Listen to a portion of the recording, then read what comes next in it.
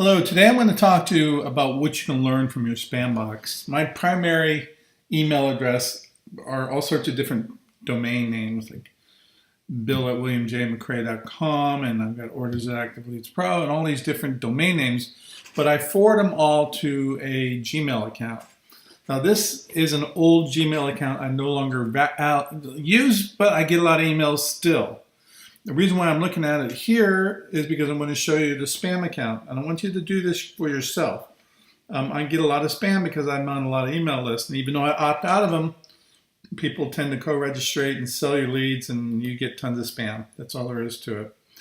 But you can learn a lot by looking at your spam folder. Okay.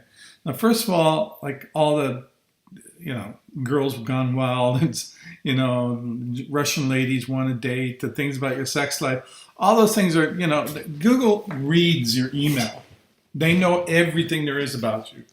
So does Yahoo, Hotmail, all of them do. But Google is particularly good because they want to display ads. And when you start doing a search, if there is a topic in your email related to your search, you're going to actually see your results from your email pop up in your search requests. That's because they're searching your emails. Okay? So the reason why I want to look at this is just to kind of give you an idea of the sort of things that get sorted by Gmail when they read your email into the spam folder.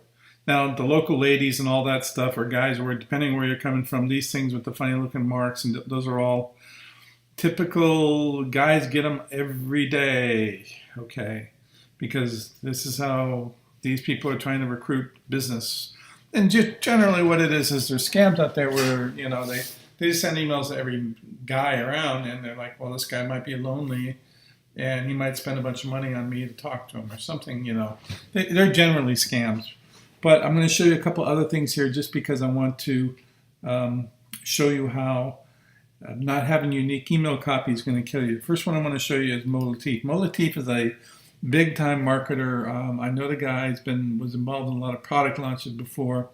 And just by looking at it here, you can see right here, why is it spam? A lot of messages from this particular email address were identified as spam.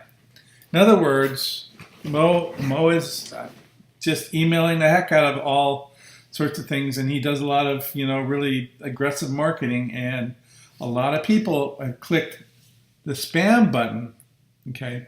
So if you go into your normal inbox and you pull up an email thing, if somebody clicks that thing right there, it reports it as spam. Enough people click that as spam for this particular email.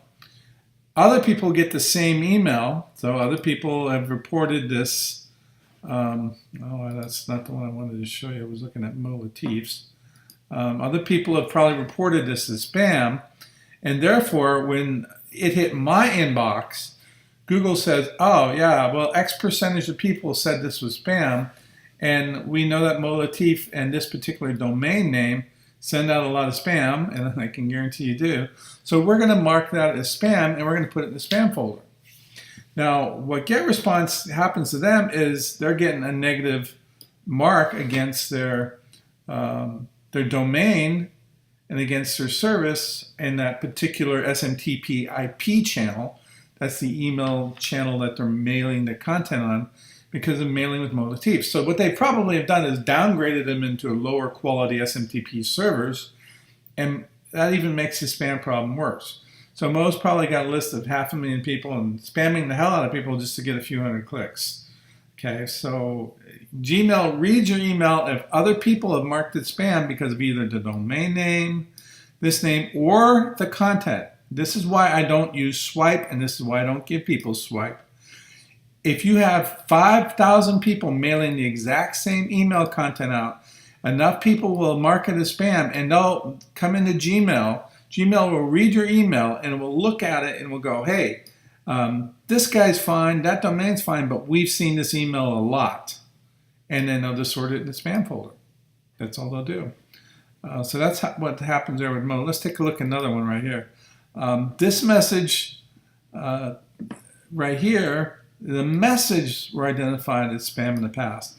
What that means is other people have emailed this particular message, or maybe they had this particular link in email, but it was repeatedly used by multiple people, and ultimately again, enough people hit the spam button that everything that goes out from this particular server is going to go to the spam folder. So you want to avoid that by making sure that all of your email is very unique, not the same as everyone else's. Okay, and then you want to be very careful of your titles, if anything like this, the little characters and things like that, those things are going to get you into trouble. Let's take a look at this. It's similar to message that were spam in the past. Okay, it's got an image in it. I don't put images in there because they tend to slow things down.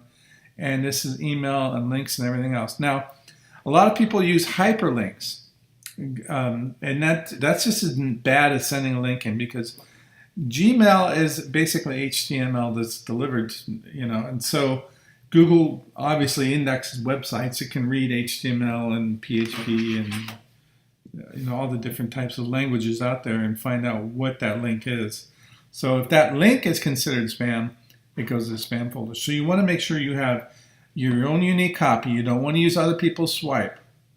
Now, when I talk about email, a lot of people go, "Oh, I don't know how to write swipe." This is a horrible swipe. Look how long that is. A good swipe would be something that's very short, to the point, gets the point across very quickly, and gets clicked. And it's unique. Unique, unique, unique. Why is unique important? Because if you're mailing the same stuff as 15 other people or 15,000 other people, and enough people receiving the email marked as spam, your stuff's going to go to spam too. Once your stuff goes to spam, like Mo Latif's here, enough points against you, your autoresponder, in this case GetResponse, is going to downgrade your account and send out all your emails on lower quality SMTP servers, which means all your email goes in the spam box. So the best thing to do is be unique and stay professional, and don't use a lot of spammy type of keywords and things. It really works great if you play the game according to the rules.